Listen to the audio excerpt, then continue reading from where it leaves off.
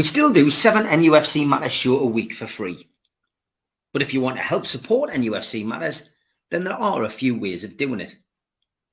Hit the like button on each live broadcast and video. This helps the channel grow. Hit the subscribe button and select the all notifications bell so you don't miss a single show. If you want to help us financially, then you can join the channel using this button with the membership starting at $1.99 a month. Or you can drop us a donation in the chat using a super sticker. We're also looking for sponsors. If you'd like your brand advertised on the flyers for the show and featured during the ad break, then email John at nufcmatters.com to arrange today.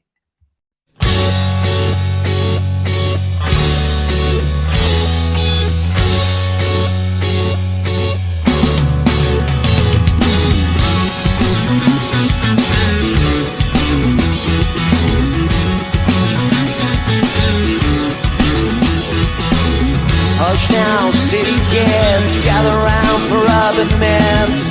Hush now, city kids. When it came to me after so long, I didn't have no choices in the streets where I was from. When I think about the pain, I didn't have no choices. I took what I had sworn. Hush now, city kids, gather round for urban myths. Hush now, city kids. But you know, the wouldn't let you have it any other way. Good evening, welcome to nufc Matters. It is the fans forum on a Tuesday night instead of Monday this week. But welcome to George, to a buoyant Magnus after Iceland's win. Spenny, Kevin, Martin, Alan and Darren. Yes, the Euros are here. I'd rather lose the friendlies, Magnus. I've got to be honest. I'd rather lose the friendlies. We'll come to that though, I'm sure, throughout the show. A lot of people talking about the Kelly transfer, not officially announced by the club yet, but looks as if it's almost done and dusted. So 1 in, possibly 2 out in the case of Isaac Hayden, of course, and Ryan Fraser. Looks like we're going to buy Hayden's contract out, and Ryan Fraser is going to sign for Southampton, it looks like. So business starting to warm up. We will focus on that a little bit closer to the weekend. But tonight, I posed the lads a question. And George says, how are you, man? We've only got an hour. It was, who is your all-time favourite Newcastle United player and why? Which for you was the best player? And I'm going to widen it, George. You don't have to have seen the person play. It would be a bonus if you had, but at the same time, I'm not going to do that. You know, you may well not have had the opportunity to watch the player live, but you've seen the player on YouTube or you've seen it on official videos or whatever. So I'm going to open it right up. So George, you have the honour of going first, and I think I know who you're going to say, but over to you. Well, this is when age is a bit of a privilege, I've got to say. I mean, the number of really good players that's graced Newcastle United while I've been a supporter, been absolutely incredible, and not just good, who are fantastic. You know, Rob Lido brothers, Tony Green, Bobby Mitchell. You know, and go through the list. And up to modern day, I actually think I'm actually watching one of the best players that's ever played for Newcastle United. And I would probably pick him in another couple of seasons if he continues. And that's Bruno. Never seen a player at Newcastle with the skill levels that Bruno has. He brings to the table. Steve knows who I'm going to say because it's my idol, not just my best player, and it's Jackie Milburn. There's so much about Jackie Milburn, which is great. It's not just that he was a great player. I credit, and others do as well, Jackie Milburn being the first player to realise that footballers needed to be more than just footballers. They needed to be athletes.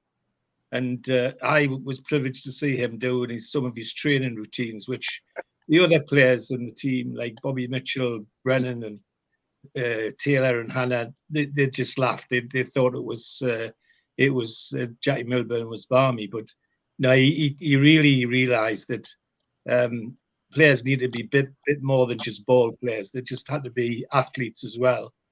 And he was an athlete. And people don't realise he was a world champion 100-yard sprinter. He won the Powder Hall handicap twice. I mean, even the top sprinters regard winning it once as good. Well, Jackie Milburn won it twice. And indeed, the McNeil, his trainer at Blythe, who encouraged him to take up the sprint, the handicap sprinting, claimed that Jackie Milburn broke 9.9 for 100 metres long before any of the Olympics people did. Jackie Milburn was doing it then, all those years ago. So that's him as a person. If you want any evidence of why I say this, try and find some of the pictures of them celebrating in the dressing room after the cup games and see who's the only one walking around with his shirt off. Jackie Milburn, because he's the only one with a six-pack. All the rest had beer bellies, most of them, but Jackie didn't. It just tremendous. The other thing is, I have the privilege of meeting him several times. What a great man! What a lovely man! Never too busy to give young people advice. And some of the FA Youth Cup winning team owe a lot to Jackie Milburn. As a player, well,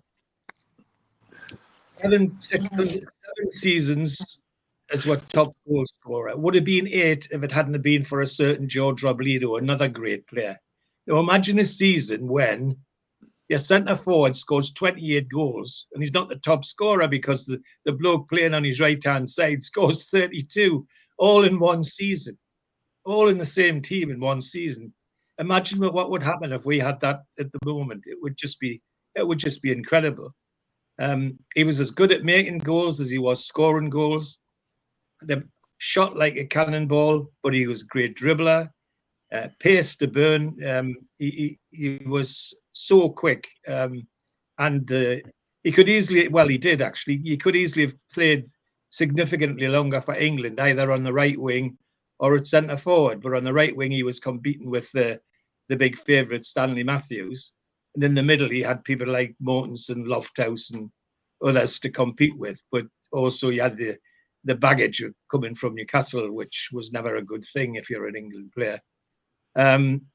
He was just electric. There was this myth about the fact that he wasn't very good at heading the ball. And the Manchester City Cup final, anybody watches that, you'll see you get an early corner, and Manchester City stupidly don't mark Jackie Milburn because they think, well, if it goes to him, he's not going to do anything with it. Well, 10 seconds later, it was in the back of the net from the edge of the penalty area by Woody. Just an all-round. There you go, George. I've always got that lined up, that goal. There you go. All-round great person as well. And as I say, I had the privilege of meeting them. My first meeting was just in passing, but then the second meeting, I went up to St James's Park to go and play a game for, I thought, the juniors. This is me as a 15-year-old. When I got to the ground, the coach, Benny Craig, was waiting for us. He said, the A team's playing at North Road, that's in Wallsend, where the Lindisfarne club is now. There used to be a pitch there.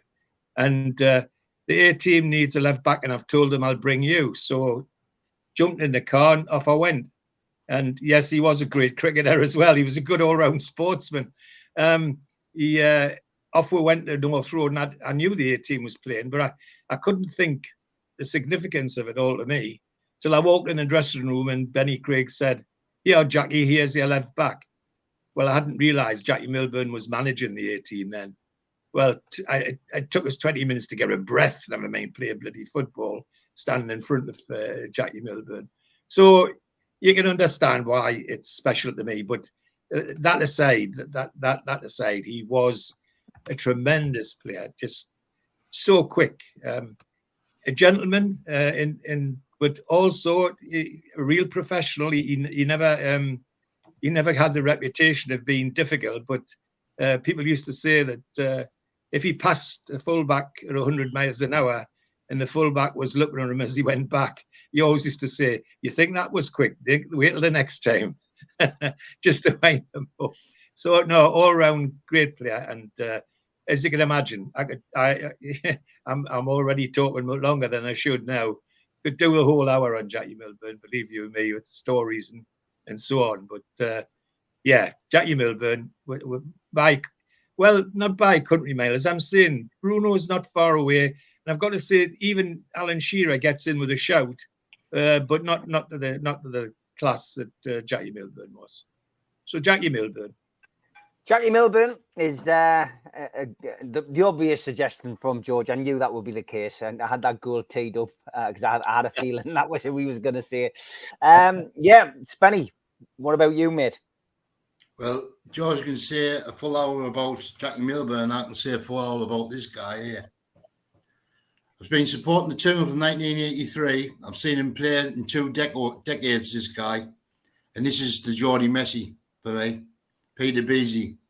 The best player I've ever seen for Newcastle in the black and white stripes. Absolutely fantastic. Never drank, never smoked, ate a lot of sweets. That was his forte. This guy was unbelievable. And I'll never ever see a player. Bruno's getting there, but you'll never ever see a player like this. This guy was a football man. I've listened to the podcast lately. I've met him as well, this guy. It was one of the best moments in my life to meet this guy as well. And it was sad to see him leave the club the way he went, unfortunately. But this guy was the best player I've seen for Newcastle. And I've seen players like Alan Shearer. Don't get us wrong, Alan Shearer's there as well. Gary Speed, for me, was a cracking player as well, for me. Do you know all them 80s and 90s players, Mickey Quinn? And for me, there's no, like George says, Jackie Milburn. For me, it's Peter Beasy, without a doubt. That's the man. Great stuff. Every player who's played with him have said the same. They're the best player he's played with. Yeah, the Geordie Messi. Good selection from Spenny there. Darren, you looked as if you were a bit frustrated there. Is that because you're going to say Peter Beardsley as well? It's a Danny one, man. Pedro, he's one of the... He always will be my greatest player I've ever seen play. As a player, unbelievable. One of the best goals I've seen him score was that against Ball Wanderers. He shimmied the ball, he left foot right in the top corner and it stuck in the stanchion at St James's Park. He was unbelievable. His work, his effort, I can very say that. I've never... Shearer's a second close. Will take a lot of players to beat Pedro, because he's unbelievable. Like I say, Spenny's hit everything about him. So I love Peter. And Shearer left the club. I don't believe anything. The club's Shearer left, but he's a nice man. I've met him a few times. He's such a lovely bloke to talk to. Always shakes hands and talk to anybody. So proper professional player. So agree with Spenny for the first time in a long time. And Darren, just on a personal note, what were you having for your tea, mate? We all enjoyed watching you eat that. David Attenborough could have made a series on that. I've got some chicken, mate. Out my air fryer, mate. That air fryer, I don't know how you survived without it. Mate, that's like the boat. Carl Toby. Yeah, Mayo. Alan, over to you, mate. I totally agree with what Spenny and Darren says. But I'm going to be a little bit controversial, lads, in the sense that he's certainly not the best player to play for Newcastle. But what I just can't get over him, Kevin Keegan for me. He's done so much more for the club. When I was a young lad, never thought we'd reach the heights that we would in the 90s. As a player, he brought the club together. I remember watching Avidasi and Pet when he joined in 82, and it was just a dream. Have a superstar player playing for then as a manager. For doing so much for the club and as a player, he got every ounce of ability. He broke my heart in 1974 as well. Spoke to him a couple of times. Just briefly, me and my friend Paul, when they were training down in Durham in the 90s. And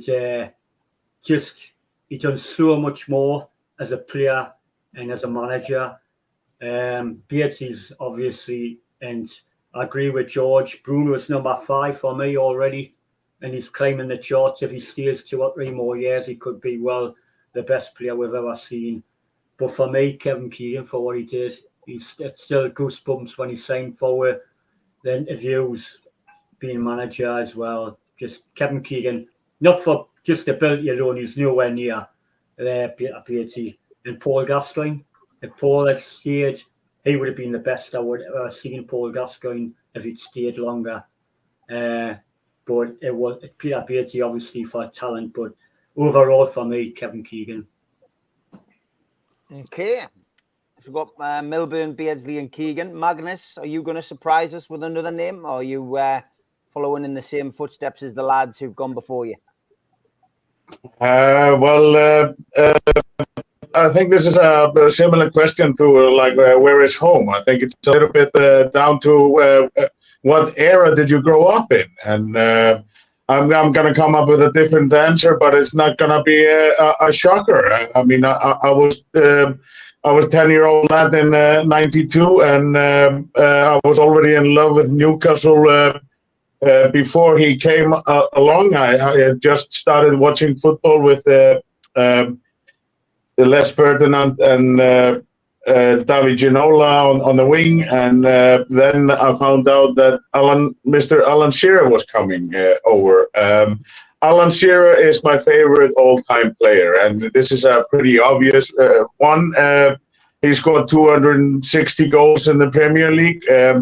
They often say don't meet your heroes, but I was blessed with luck in going through the tunnel with a match ball sponsor of Goodison Park in 2003, and I got so blessed with luck that I got to run onto the pitch, and I saw the whole team running past me. And Alan Shearer, he was the one that I knew the most, and he stopped and he gave it a moment. He could have ruined that moment, but he's such a. It's more about his personality than anything else that I will never forget.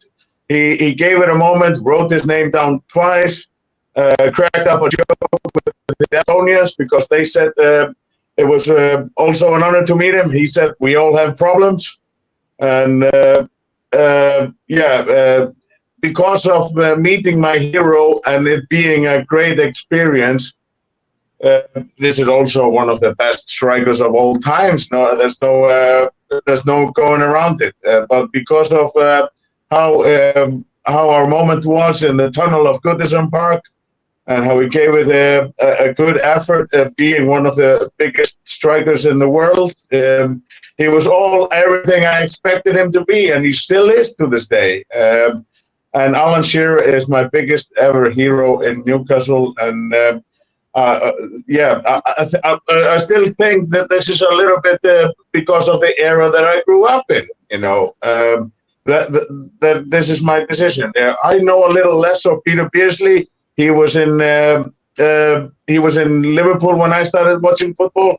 So that in its own way wasn't great for me, but I still greatly appreciate him coming back and doing some damage with us in the entertainers era. But for me, it's always going to be Alan Shearer first and foremost. Okay. Ian, you're on the road watching the band play cricket, I think. Is that where you were at? Yeah, I'm trying. Well, yeah, I'm trying to. They're about 300 meters away at the moment, so right. I'm just having a little look. No, I'm with Magnus. I've got to go Shearer for all the reasons that's just been said by Magnus. So I'm not going to repeat them again because I know we're on a tight schedule and my battery's low. Yeah, just a quality player. I never felt in doubt that he was going to put the ball in the back of the net, and he could always be relied on. And he was. I still don't think there's anyone strikes a ball like Shearer struck a ball, you know. So that's my choice. There's loads we can go on about, you know what I mean. I was going to say Shola for a second just for a laugh, but I thought I might get cancelled. So no, Shearer's my pick. Great stuff. Okay, Kev?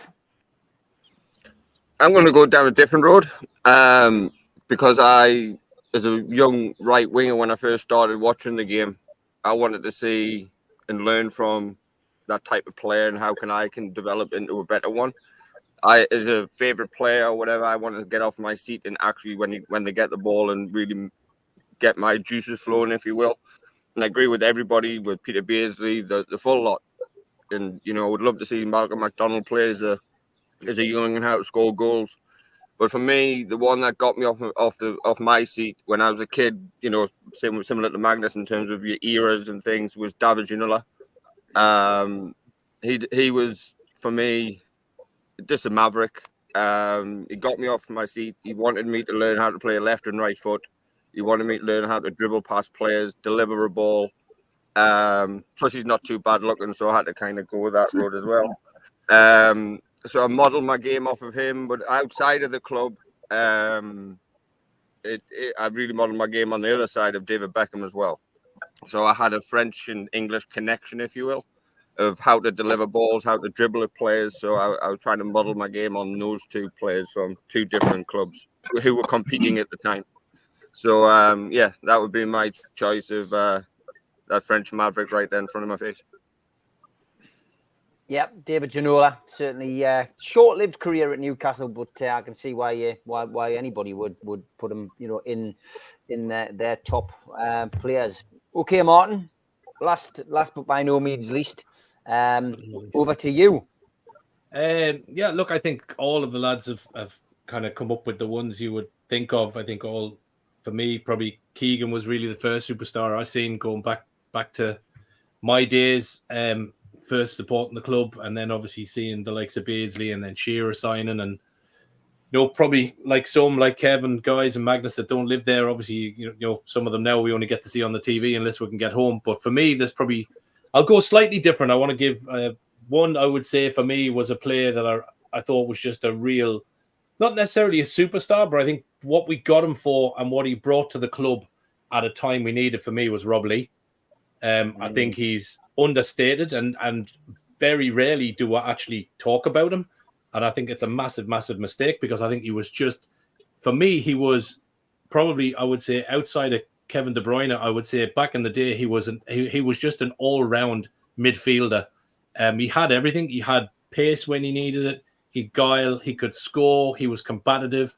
So for me, he was that stereotypical midfielder that just, you give him the ball and you just knew something might happen. And if he wasn't giving it to someone to score, he could score. And I think when you look back at his playing days for us in a black and white shirt, for what we bought him from Charlton, it was just, in this day's market, you'd wonder what that money would be. So he's somebody that I would say for me was a real standout player. If I go back a bit, again, probably not a superstar, but somebody that I enjoyed watching and had an impact on how I probably enjoyed football. Probably for me, where the word shithousery first came from was Billy Whitehurst, because he was just a massive chunk of wood who was effective in his own way, and he was able to fling in an elbow here and there and an odd stamp. And if you were down on the ground or you were in front of him, it didn't matter because he would get through on goal. And he was just somebody I loved to watch because, you know, you were worried on one hand that he'd get sent off, and on the other hand, you were waiting for him to clatter somebody. So I always enjoyed being in the Gallagher and not too close to the cement barriers that you got crushed if he did score, but enough to get back and out the way.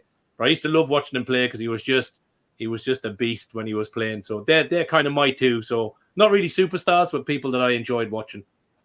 Yeah, Rob Lee's, you know, pound for pound, still one of the best signings we've ever made, and I agree with you. I mean, mine's Peter Beardsley. I've made you know, no secret of that on the show over the years, and really because, you know, he was brilliant both spells at the club. I've never seen a better player, and I get where you're coming from with Bruno.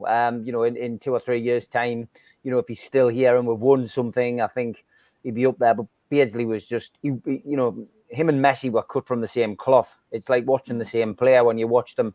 That wonderful video that's on YouTube where they're both, you know, both their clips are combined on there, and they're just so similar stature, similar skills. and great eye for goal. But yeah, both times he was at the club, I remember him coming back, and I remember a lot of people thinking he was, Peter's a great player, but he'd never be as good second time round. But he's excellent, a wonderful player. But no surprise to hear the name. Yeah, definitely, George, definitely. And no surprise to hear, the other selections from the lads. I would agree with all of them. Never saw Jackie Milburn play, but love to have seen him play. I know Peter, when I meet Peter, I enjoy meeting Peter Beardsley because he says he listens to my things on Those Were the Days because he knows what I'm talking about, because I know what centre halves are and right backs and not mystery number 10s and mystery number 9s. And he likes the old fashioned words. Philip Shuttleworth says, my favourite player was Supermac. My first game was his debut against Liverpool. I will never forget that. I love these little stories. This is like a bizarre day I met section. I once stood on Beardsley's foot at Uno's, says Mozza. He was very nice about it, even though I had high heels on. And David Cook met Pedro at the toast machine at the Gosford Park Hotel. Brilliant stuff. Thanks for those little memories. Okay, we are gonna have an ad break, but I am gonna go with Mark Byers' suggestion, because this is what I was planning anyway. The worst player you've seen, lads. Have a think about it during the ad break. You've got a couple of minutes. Give it a bit of thought. But who is the worst player you've ever seen in a black and white shirt? We will give you a clue. It's already been mentioned. All right. Okay. Here's the ads. A big thanks to all our sponsors. Skips and Bins. You can find their website at skipsandbins.com. Contact us, www.skipsandbins.com/contact. Say hello to low-cost waste disposal with pay-as-you-go and contract waste management. A big thanks to Mr. Vicky's Sauces, handmade in Cumbria. Their website, mrvickies.co.uk. Email info@mrvickies.co.uk. Telephone 01768 210 102. Thanks to United Group Travel. They are the Travel and Tourism Award winners in 2024. Their website, www.unitedgrouptravel.com. Email beverly.ugtl@gmail.com or telephone 01670 632 460 or mobile 0791 666 4174. Just £30 per person deposit. There are no strangers on our tours, just friends you haven't met yet. A big thanks to Media Arts. You can find them at www.media-arts.co.uk. And don't forget, we are a podcast. You can find us on iTunes or Spotify or other podcast providers. If you want to help the channel grow, then hit the like button, the little thumb underneath the video, click share and share to your social media, or join the channel for as little as $1.99 a month. If you want to take out a one-off payment membership, go to nufcmatters.com and hit membership. And for a £25 fee, you get a scarf, a cup, a pen, and a membership card. You can also put a smartphone over the top of this QR code. It'll take you straight there. And don't forget, we also help the food bank on this channel. nufcfansfoodbank.co.uk is a website where you can make a virtual donation today. And don't forget the end of season 2, 20th of July, 5 till 8. Tickets from newcastlelegends.com, nufcmatters.com. Tickets at tenner. All proceeds going to Dementia Matters. Supermac, Gibbo, George, and the Long Sands providing the entertainment. And Gibbo and Rob Lee will be at the City Hall in Newcastle. Tickets are £15 from ticketmaster.co.uk or from Woucher. And that event takes place on the 2nd of August. Okay, we did ask the lads just before the break who their worst player is they've seen. Now, the only rule I'm putting on this, lads, is it can't be a player who plays for the club at the moment. All right? So do not select anybody who plays for the club at the moment. We don't want to go down that kind of route. But yeah, anybody you've seen in the past is fair game. A few suggestions coming in the chat if you're struggling, but I don't think you will, lads. You could probably name an 11. But George, Give us your worst player that you have ever seen in a black and white top. Frank Pingle. Nice looking player until he started to get the ball. He couldn't trap a bag of flour. Never mind a football. He really couldn't. I mean, if he went to trap a ball, it used to bounce 20 yards away from him. And if you went to shoot the ball, shoot at the goal, you couldn't decide which corner flag it was going to hit. It was so bad. No, the poor lad just didn't have it. I don't know who the scouts thought they were buying when they did buy it, but and there's another one on the screen, but I still think Frank Pingle was worse than that one. That one went on to play for bloody France, never mind anything else. And the World Cup George as well. Frank Pingle was just awful. There was nothing redeeming. I mean, I've seen bad players that had certain bits of their game, like George Riley, Tony Cunningham, that could head the ball. Frank couldn't even do that. In case it damaged his hair, it really was. He really was awful. Billy Rafferty was all right because he used to kick people. I mean, Pingle couldn't even do that. If he took a swing at somebody, he would probably miss them. No, just awful. Frank Pingle, I'm afraid. I hate to say that about any professional player, but he really was bad. He really was bad. Okay, Frank Pingle is George's choice. Spenny, you seem to suggest that we'd already spoken about this player, so I'm interested to hear who you're going to pick. I started this show 2.5 3 years ago with this person who's already mentioned it as well. And it's been about 2 years. I've just reunited with him 2 years later. But this guy, maybe it's just my judgment, because I was in a nightclub called The Studio at Newcastle a long time ago. And I was at the bar, and he came to the bar and he said, get us 2 pints, mate. So I got him 2 pints. He never gave us any money. So this is my judgment because of him. This guy couldn't even jump off the ground. All he did was bully himself around the ground all the time to get goals. And this guy is Billy Whitehurst. He couldn't even jump off the ground to head the ball. He was that fat, he couldn't get through the tunnel. So for me, it's Billy Whitehurst. And it wasn't. I used to sing Mickey Quinn's song to him, but he didn't like her. Can you remind us of what that song was? He's fat, he's round, he's not worth £1 million. You changed the words. I see what you did there. Yeah, I mean, and he had that infamous walk off, didn't he, as well? Yes. Where people were spitting at him, down the tunnel, and he basically stuck the fingers up, didn't he, at the fans? And I think a lot of fans never forgave him for that. But I think I've told it on Those Were the Days. But we had Billy up. He was good friends with Joe Allen because he played in and around that same period of time. And he came back and did a talking, but he went to the Irish club with Joe. He had 10 pints of Guinness from 11 in the morning until 2 o'clock when he was due to do the talking. He turned up at Fluid Bar, which is no longer there now, which is I think it's the Beam House now. And he got on the microphone.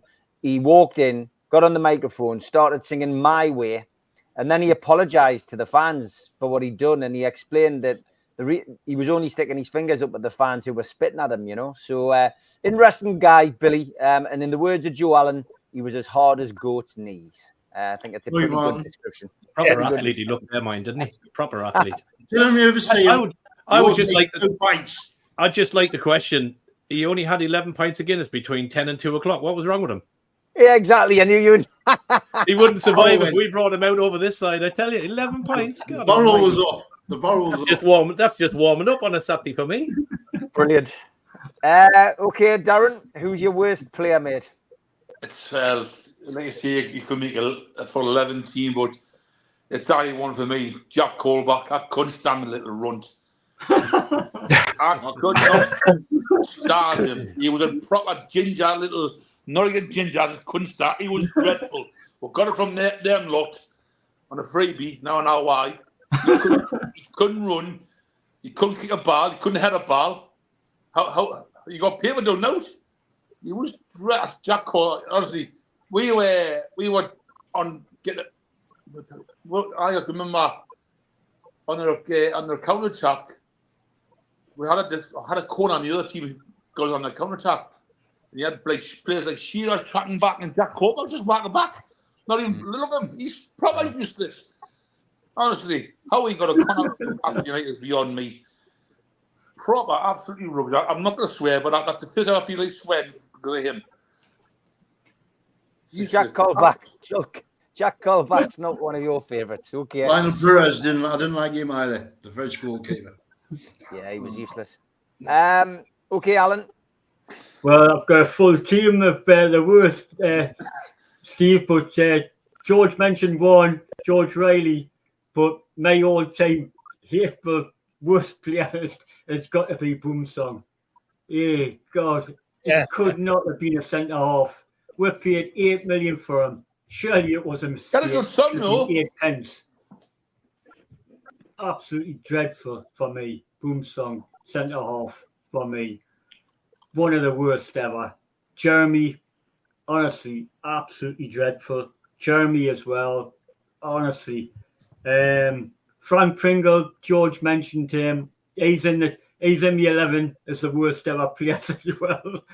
But Boomsong for me was definitely the worst. For the amount of money we paid for him, he was absolutely dreadful for me. And you don't want to slate people, but by me, he was absolutely dreadful. No, this is tight ass Bramble though. No, Brown's better than him. All right then, Magnus. Your worst player that you've seen in a black and white shirt.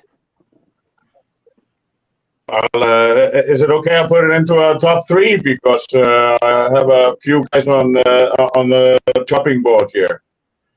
Go for it, mate. I'll make it quick. I will make it quick still, and then number three would be Stefan Guvarch. It was so bad that I don't even remember seeing a match with him.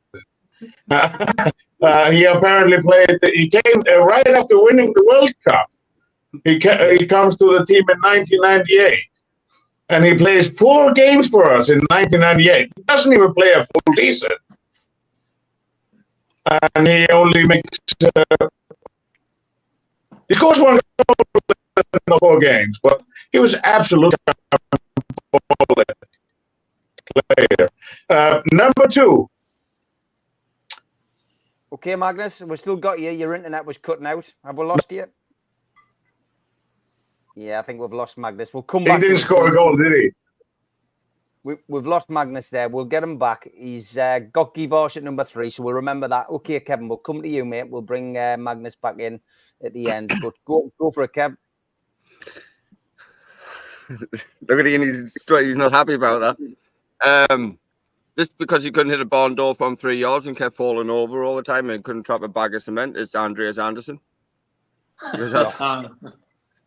I was racking my brain. I had to see Mark Byers comment, and Des Hamilton's another one. It's the same type of ilk of player that showed up for a kickabout, and I just don't get it as a Swedish international. Now we've got one of the best in the world, Swedish internationals, but how he made the international team, it's beyond me.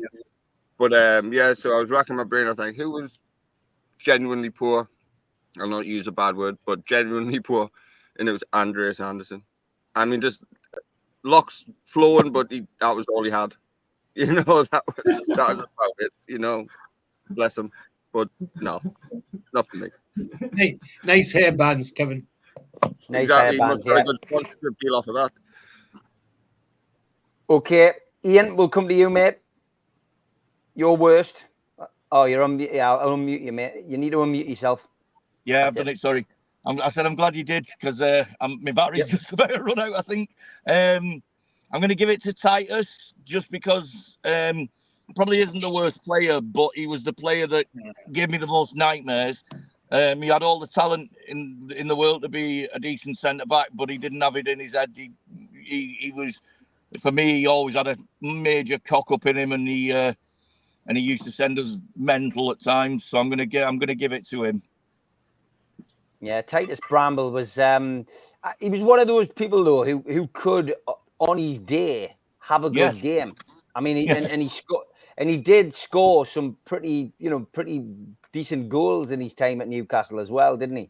That's why it was so frustrating, because he had it in him to do it, but he just he always had that cock up in him, and I used to drop me bait every time I seen that he was that you could just see it coming. You thought, oh, he's gonna cock up here, like. So no, I'm giving it a Titus. He used to drive us mental. Okay, spot on here. Ryan Fraser can have one as well because he's just left and he was a bit of a tit, wasn't he? So he can have one as well.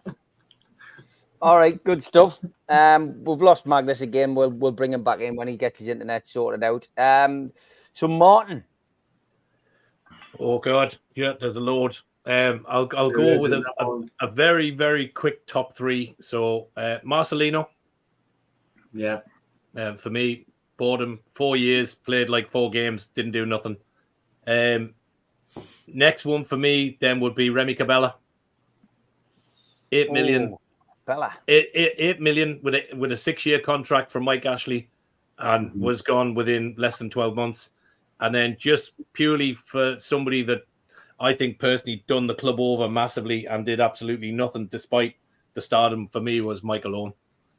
Yeah, Michael Owen, yeah. So that's I don't think he needs any reasons. I think anybody in a black and white shirt knows what most people think of him, so I'll say no more. So yeah, that's my very quick top three: Marcelino, Remy Cabella, and Owen.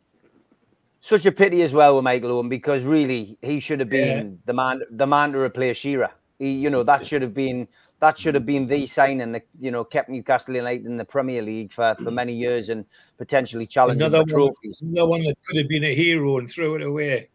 Yeah. I think it's for me as well, George. It's not the fact. Okay, listen, lads get injuries. I get that, and he sat on the bench. He did the 4 years and did what he did. But I think for me, what makes it worse is he's been nothing but disrespectful to the club ever since he left. And I think you need to hold a bit of professional decorum and go, listen, didn't work out. I got paid every week. It is what it is. Transfers sometimes don't work out, or he took it because he thought he'd get back to Liverpool. But like, don't keep bitching about the club once you've gone. Like, pour it off. And I think that's why a lot of black and whites have more disdain for him, because he's constantly on whatever he's been on has been negative to the club. And I think it really showed a bad side of him. So look, that's on him, not us. Okay, Alan. Well, I've already been on, Steve. Oh, you have, yeah. That's what you moved down to the bottom. That's right. Well, I would say one little point, Steve. What Martin mentioned, Marcelino, was I do have sympathy for the lad because Bobby Robson did not like him whatsoever. Yeah. And he had a bad finger and he really wanted to play through it. And everybody slates the lad for not playing through a bad finger. But actually, Bobby Robson didn't like him. So he didn't play him, but he got blamed for that. So, and that regret, that part of it, I feel sorry for that he got blamed for a lot of not playing when he could have played. I didn't mention him because I know he had massive personal problems, which didn't help him. But he was. I mean, the lad does get castrated, George, a lot of everybody. But and that's a long 4 years for a player if you're not playing as well. Like that, to see that time out and not even get the game time, like there's nothing worse. Yeah. But I think unfortunately he sticks in the mind for me, unfortunately. Yeah. Who's that Spanish player? Marcelino, yeah. Who's that Spanish player who played? Never played. He was on the bench. He wasn't even on the bench. You got Gavilan. Gavilan. He didn't even get her on the bench, did he? We also had the other one that Ian Brownie's mentioned, Christian Basidas. Always offside. And you can throw offside so much in my life, Steve. And you can throw your man in there as well, Saidai Dumbaye, whatever his name was. Another good signing. He was terrible. And there's another one from Rich Story, one of the worst players I've seen in recent years, Luc de Jong. Hard to believe he turned into the player he did after he went to the town. Great shout, Cabella, says Ian. Cabella Thomason. Yeah, terrible. He was terrible, wasn't he? At Newcastle. Thank you. Steve, Bobby Shinton's another one. Got to be rated in the top worst players, Bobby Shinton. Yep. So this conversation again, I completely dropped the mic when it was time to talk. My top three, I'll make it really quick. It was Guard, who I already said. Number 2 was Cisco. And for me, number 1 was and I really, really liked the guy. I wanted to like him. I wanted him to do well. It was Daniel Cordone, Argentinian lad, and you know, he had the ponytail, and I really wanted him to be successful in Newcastle, and it just wasn't to be. He was awful player. I don't remember. I think I remember one goal with him, and for me that was number one in the worst possible players of Newcastle. He was also a mafia hitman as well. Was he? All Really? right, I didn't know about that. We'll see. That's interesting. That makes a story. Apologies to anybody with ginger hair and mafia bosses who are watching for any offence on tonight's podcast. Yeah, Spenny knows the story. I'd like to distance myself from that, please. All right, we've got about 15 minutes left. We've had a bit of fun there tonight. Anyway, it breaks it up a little bit for the guys, and we'll talk about Lloyd Kelly. It looks like it's done, George. Are you happy with him coming into the club? It's a lot of talk going on that medicals have been sorted. Fabrizio Romano is never far off the mark when and he's put that out today that medicals are being booked, and Keith Downey's now running with it with Sky. So yeah, looks like the first one through the door, and a versatile defender and a talented player who, if form runs true with our current staff, he'll be an even better player by the time the season starts because they'll get to work on him. No, I'm delighted with that one. That's a good start, especially for free. You can't do better than that. But if there aren't many good ones who are going to go free, but he's one of them. So I couldn't be happier that we've picked him up in an area that we're desperate to bolster because of the injuries and other things. Because he can play right across the back four. But for me, particularly as an outstanding centre back, but he has skill as well. He's a younger version of Sean, in my opinion. But by the time our staff have worked for him, he'll be an even better player, I'm sure. So yeah, good one, Steve. I'm delighted that he's come. Yeah, but that's right. His versatility is really great. Yeah. All right, Spenny, what's your thoughts on the new acquisition? Yeah, yet to be announced, but shouldn't be too long. I think we know him once he was going, and I'm absolutely delighted we've got that bit of cover if when Botman comes back or if he progresses, or if we play with Botman in the centre back. Also, can he cover left back as well? Interesting you're saying about transfers as well. By all means, Mr. Jacobs supposed to be saying we only got £50 million. I think the transfer window will be shut next week, because we're going to be signing the goalkeeper and Lewis Hall. So that's 50 million gone there. So we're not going to be signing any more players called him. Mr. Penman's going to win his bet. He's got to take it up first. Yeah, interesting. I we will get Ben back on to answer that question by Stu if he accepts it or not.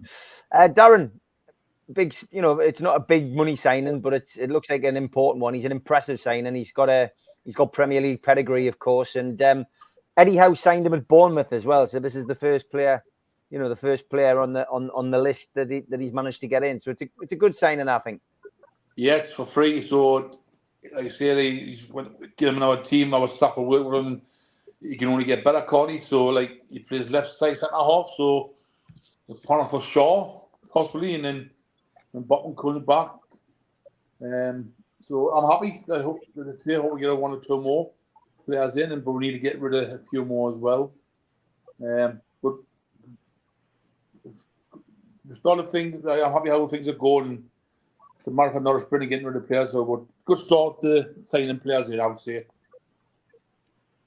If that's you, happy, Darren. I'm happy with that one. But just need to get some more. Could have been short. It could have been short of him, centre half. Start the season, you know what I mean? You reckon Dummett's coming back, Darren, mind? Eh? Reckon Dummett's coming back? I'm not going to make a swear. Let it go there, you know. Please stuff like that going on this programme, mind you. Go on then, Alan. What's your thoughts on this player coming in?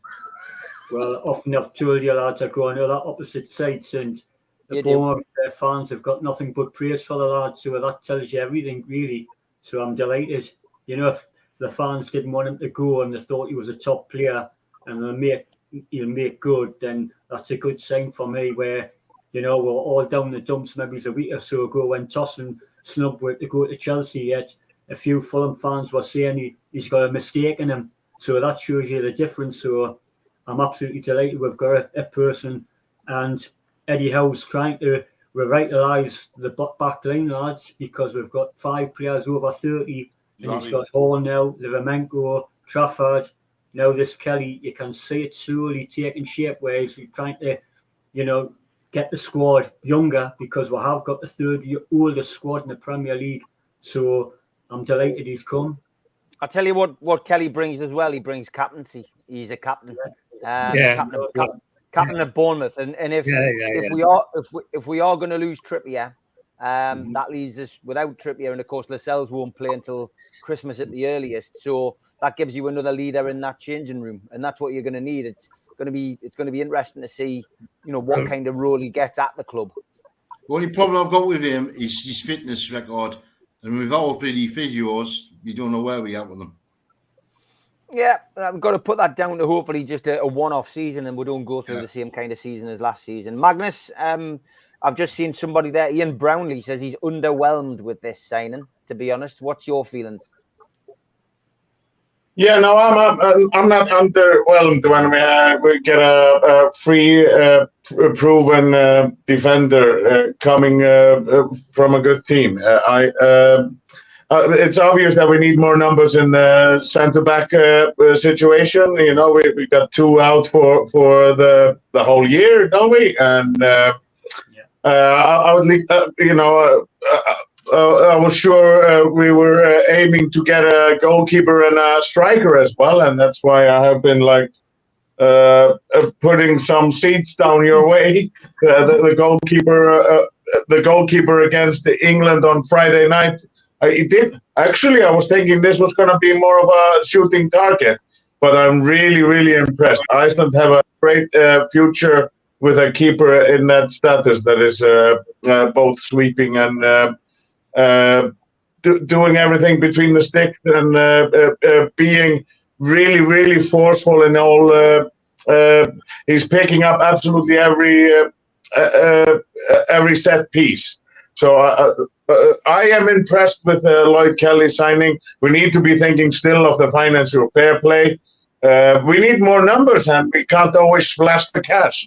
So, hoping to see more additions, but we need numbers, and for sure we need numbers in defense. And I'm impressed with the lad, and I think he's only going to be improving with Mad Dog and Eddie Howe. Mark Bayer says, it reminds me of the world's strongest man for some reason. Magnus, yeah, he's. It's always interesting. I'm very into that. I could talk for hours about that. I've already met Magnus. I know his daughter, Magnus Vermissen, and then there's the John Paul Sigmarsson and Thor I've already met. So a big culture for strongmen here. You know, we can discuss that sometime. We got the strongest man, and we got the most beautiful women. That's for sure. I'm on the plane now. So come for a visit. You'll know what I mean. Not to say the men.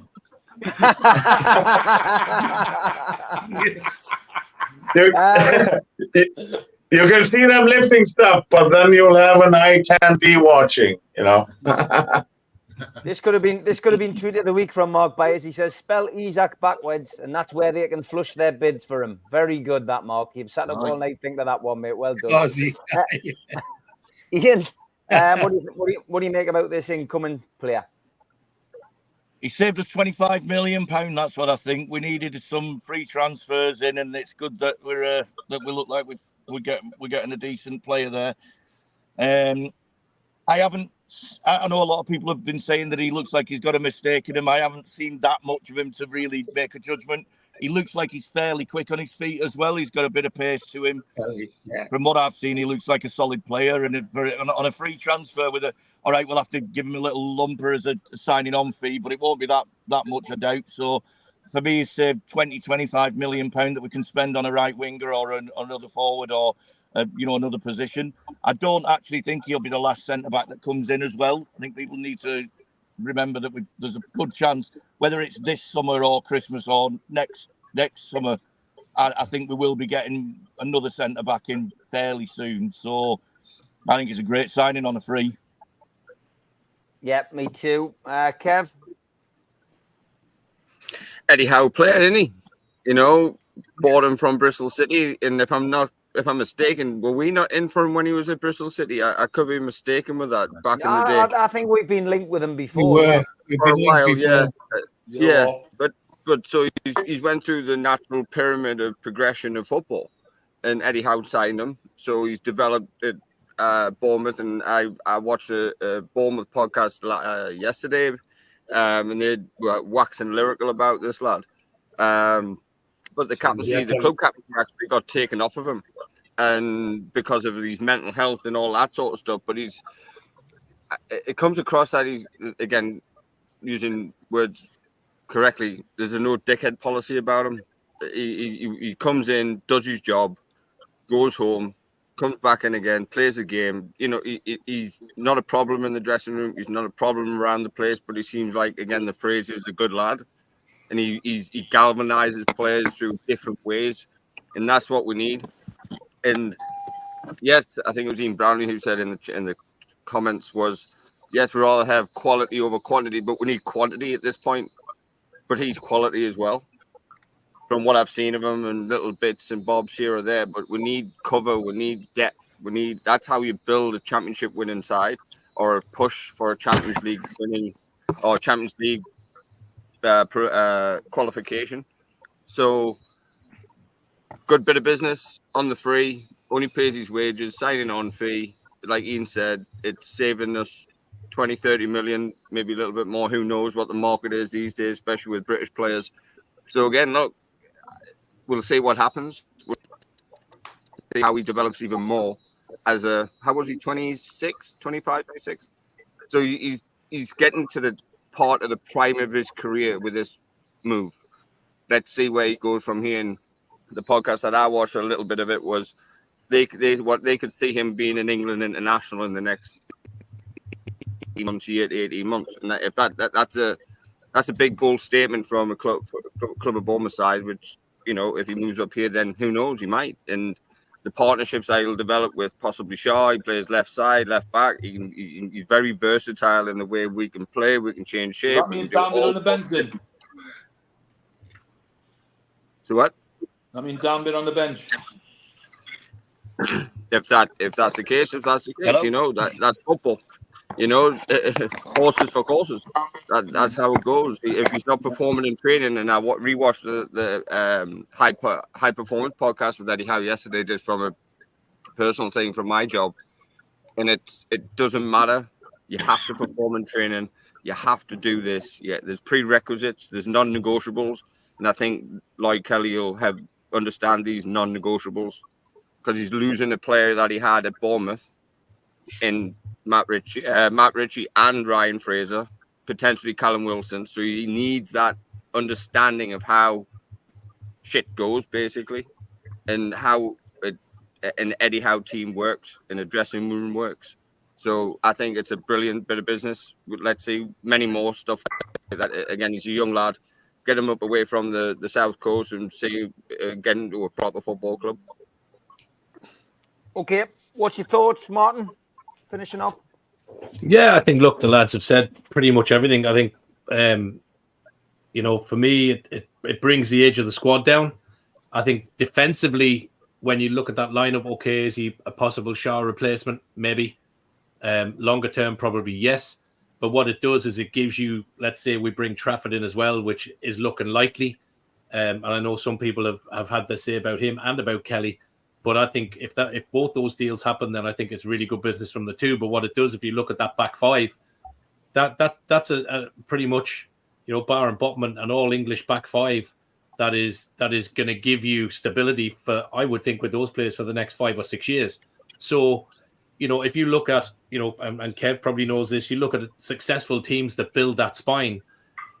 that's what we're doing. So we're now starting to build that spine and fill other players around it. So if Eddie wants him, then that's good enough for me. I trust the process. Listen, as a fan base, especially on Twitter, we're a fickle bunch, and people have their views on what we should have and what we shouldn't have. So I don't get too wrapped up until I see them on the pitch with a scarf. That's the first thing, because none of us, as much as we might know, we don't know. So listen, looks like a good kid, and I think the one thing that we've got, and compared to a lot of teams, is there's no egos in those black and white shirts. There's lads that want to play for the team and for the shirt. So if that's what they want to do when they sign up to come and play for us, then let's bring in more. I think we need a couple more additions, and we'll go again next season. I think if we can stay away from the injuries, we bring the likes of him in, we get that right winger we need, probably one or two more out, possibly even, there's talk of Trippier. Almiron looks like a saleable asset. Wilson we've spoken about. I think one, if not two of those three have to go. I think we probably still need to sell on. I think Trippier's gone, Martin. Yeah, it looks that way, George. There's a lot of talk this afternoon about it. But look, let's see. I think Almiron to me is the other one. I think Wilson will probably signed up for school next year. Yeah, well, I think that's Paqueta apparently is moving into his house, so we'll see how that goes again this season. But yeah, look, Kelly, Mark Byers made a really good point. When we played down in Bournemouth, Kelly had a stormer of a game against us. He was absolutely binding. So I think he'll be a quality player. And by the time Eddie gets a hold of him, listen, we know how Eddie improves players. Just look at Anthony Gordon. So I doubt, well, very much, I think we'll see exactly the same with any player that Eddie brings in. So long may it continue. Spenny's left the room. He's off. Ian's It's Billy Whitehurst. Billy Whitehurst just knocked on his door. Just want to say, if Trafford signed, I called it 6 months ago. He's bringing in Longstaff. Do you know what it is, Kev? I said Trafford was an astute deal the other night on Twitter, and I got shitted for it. I swear to God. I got absolutely lambasted for it. Anybody that watches my Twitter will see. And I said, it's a really good deal. Don't judge him on one season in Burnley. It's nonsense. Yeah, he's got crap 10 players in front of him. That's why. So if you get absolutely 21, so go back and look at the under 21s. Last minute penalty he saved against Spain. Great save. He's a good keeper. Yeah, he is. Big lad as well. Big lad, young, and fits the blueprint that Newcastle have created over the last few years. I'm going to work. I'm back to He's work up to work anyway. That is it. Great show tonight. Anyone watching on Facebook, LinkedIn, or X tonight, jump onto YouTube now. Search NUFC Matters. Hit the subscribe button. We do 7 shows a week, and been an absolute pleasure. Thanks to Ian. Thanks to Alan, to Martin, to Kevin, to Magnus, to Darren, to Spenny, and to George. Thanks to you for watching. Thanks to all the moderators. We'll be back tomorrow night. Talk of the tune, 6 o'clock till 7, and have a good evening. Whatever you're doing. Take care, guys. Thanks, fellas. Have a good one.